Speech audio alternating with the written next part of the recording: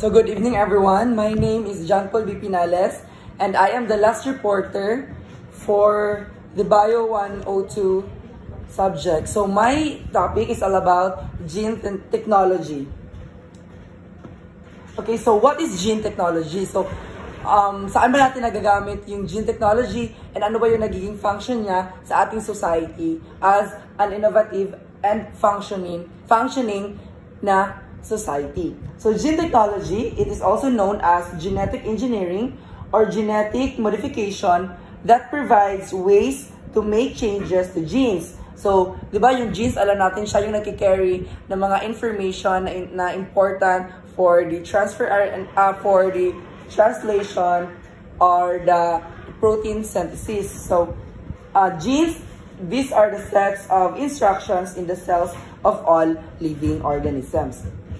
Okay, so when plants, animals, and other organisms are changed using gene technology, they are known as genetically modified organisms. So we are not already, hindi na bago para sa atin yung term na genetically modified organism or the GMO. So when an animal or any living organism na kapag nag-undergo na siya ng genetic engineering or ng genetic modification, so it is now called as genetically modified organism.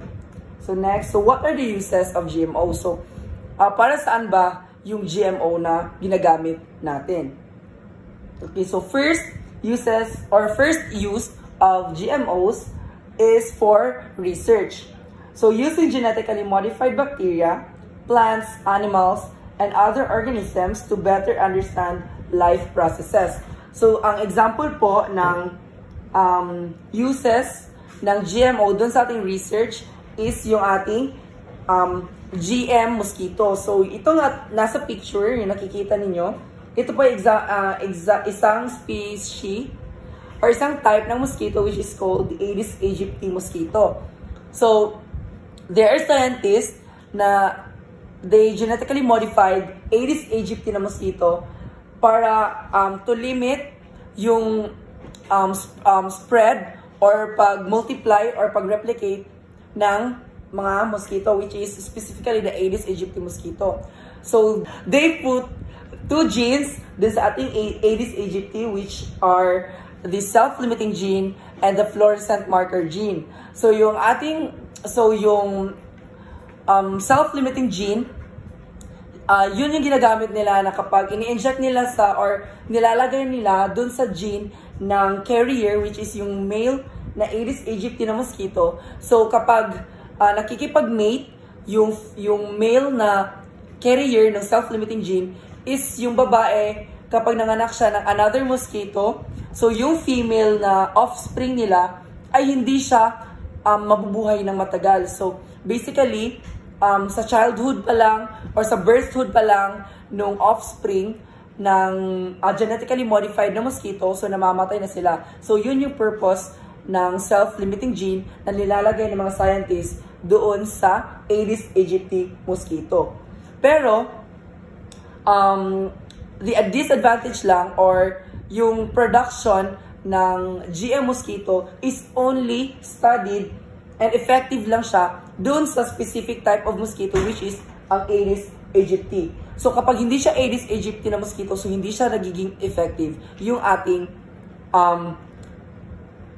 process ng genetic engineering. So next use of GMO or use for GMOs is para sa ating agriculture. So this is very common and is very important dito sa atin sa Philippines since mostly sa mga citizen or mga mamamayan dito sa Pilipinas ay dependent doon sa agriculture.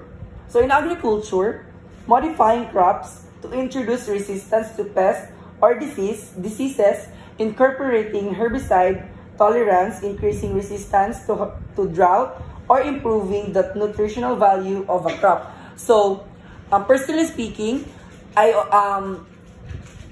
witness yung sa agriculture kung saan ginagamit yung ating mga genetically modified organisms. So an example of this is, for example, yung sa ating mga crops. So sa mga palayan, So sa mga palayan, so ginagamit, meron tayong mga pataba, so nakikita niyo sa pictures. So these are examples of mga fertilizers na ating plants kung saan tinutulungan ito para makapag-survive yung ating mga palay or any type of plant na para sa agriculture. So tinutulungan ng mga genetically modified na mga products. For example, halimbawa talaga dito is yung ating mga pataba. So, once na nilagyan natin ng pataba, yung ating mga palay, for example, yung ating palay, so pag nilagyan natin siya ng pataba, so, mas mataas yung kanilang resistance and resistance sa drought or sa anumang mga pest na meron sa ating environment. So, next is sa ating therapeutic goods. So, modifying microorganisms to produce vaccines or medicines such as insulin. So, dito naman sa ating therapeutic goods, ang best example nito is yung ating AstraZeneca vaccine. So, yung ating AstraZeneca vaccine is a product of genetically modified organism. So, yung AstraZeneca vaccine, we are very familiar to it, na ginamit natin siya during the pandemic to lessen the cost and the number of infected dun sa COVID-19. So, it is very important as well na yung ating AstraZeneca vaccine is nakakatulong siya sa society. So, next is for medicine. So, ginagamit din natin yung mga yung genetic engineering doon sa paggawa ng ating mga medicines. So, developing new ways to diagnose and treat diseases. So, ang nilagay ko example dito is yung ating mga anti-venoms. Yung anti-venoms natin, ginagamit natin siya, for example, yung we are all familiar, for example, sa ating mga, also ginagamit siya, anti-rabies. So, sa anti-venom, for example, pag nakagat yung tao ng isang venomous snake, so meron tayong mga anti-venom na mga ini-inject. So, yung anti-venom natin, those are products of genetic engineering. Next is for veterinary medicine. So ito, isa nitong napaka-useful ng GMO when it comes to veterinary medicine. So veterinary medicine is for, of course, animals. So, for example, ito is sa ating mga chicken. Yung ating veterinary medicine, for example po doon sa mga chicken, yung kalabanan niya kanang ginabaligya or gina-produce sa market, di ba? So, ang mga chicken na usually, ang ginapakaon na nila is ang feeds. Di ba, feeds? Ang kanang feeds, mo na siya ang product sa genetic engineering. The feeds itself, ang ginapakaon natin sa itong mga chicken for them to grow faster or mudako sila or mubugat ang ilang timbang. So, dili na siya sa chicken, pwede po siya in any animals na ginagamit nato sa mga consumers. So another example ana is ang atong mga ginagamit nga vaccine dito sa atong mga pets, for example ang dog. So muna siya one of the purpose or the use of GMO diri sa atong veterinary medicine. So mas safer ang atong mga pets and mas dali tas, for example as a poultry owner, so mas dali ang iyahang production sa iyang mga animals, or mas dali ang iyang production sa chicken, so mas dali siya nga makapaninda with the use of GMO diri sa veterinary medicine. So next is for industry. Producing enzymes to use in food processing, producing paper, pulp, or biological leaching of minerals. So dito naman sa industry, nakakatulong ang genetic engineering when it comes to industry. So an example of this is Rosy the cow from Argentina. So the scientists have genetically modified a cow, which is ang product atong cow is ang iyahang milk is, according to the scientists na nag-invent, ang katudang milk sa cow is similar siya sa milk sa human milk.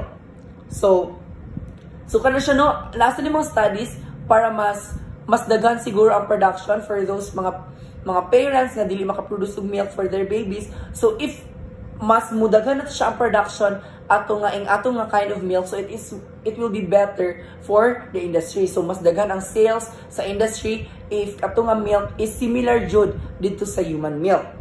So next is for the bioremediation. Using microorganisms to decompose toxic substances and clean up industrial sites or environmental accidents. So ang kaning bioremediation, this is somewhat complex na topic. So for example, ang bioremediation, these are the microorganisms. So when we say microorganisms, these are the organisms na dili siya visible sa ato ang eyes. So possibly, it can be visible, or it can be visible sa ato ang naked eye, but it is not that visible compared sa katong mga organisms. So when we say microorganisms, so from the word micro, it is little, small, or gamay siya ng mga organisms. So kanin sa bioremediation, maka-help ang genetic engineering sa itong bioremediation. Kaya for example, natay mga, sa atong picture nga na gi-provide, so sa bioremediation, na ay mga specific microorganism nga ginabutang sa kanang site. For example, for example, kaninga building. So, for example, kaniyang industrial site ni siya, no? For example, this is an industrial site. So, diri daghang mga waste, mga oils nga gina-dispose lang sa ground, which can possibly destroy the groundwater. So, ang kaning microorganism for the bioremediation, maka-help siya para limpyuhon, or for the easiest word magamit nato today. So limpyuhon sa kaning mga microorganism ang katong mga toxins nga naa sa groundwater. Okay, so as you can see, for example, sa bioremediation is not an industrial site. So this is an example of industrial site. So sa industrial sites, we have some pesticides.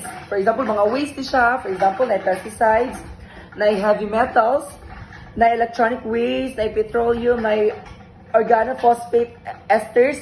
So these are examples of waste nga ma-produce sa industrial sites.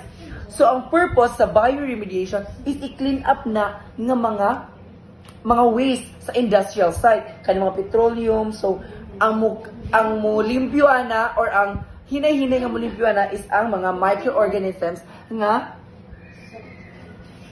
product sa bioremediation. Okay, so any question?